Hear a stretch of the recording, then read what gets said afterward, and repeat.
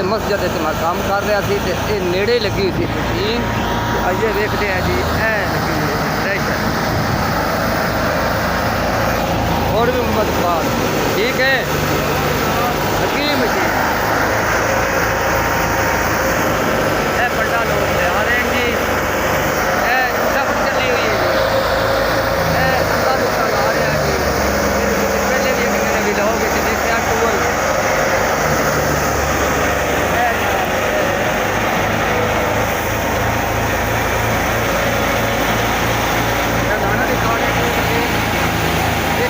नाल लगे टापा लगे उन्हें अगे जे कर देते हैं अपना पूरा वो भरया जाता है तांबिए नाल हटावर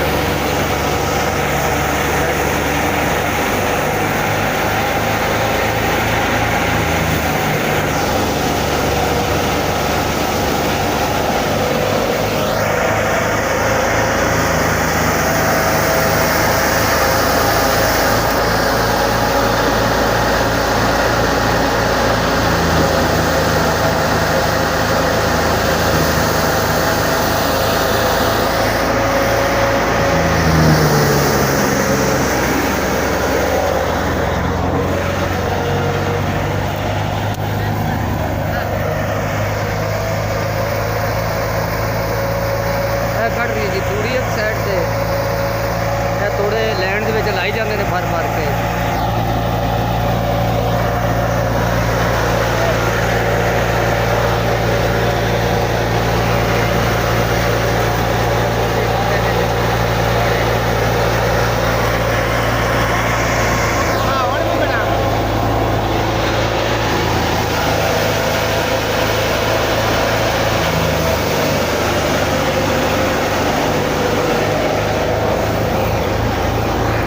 माहौल बहुत सुहाना है जी हरियाली है चार चफेरे फसलें फसलें हरियाली हरियाली।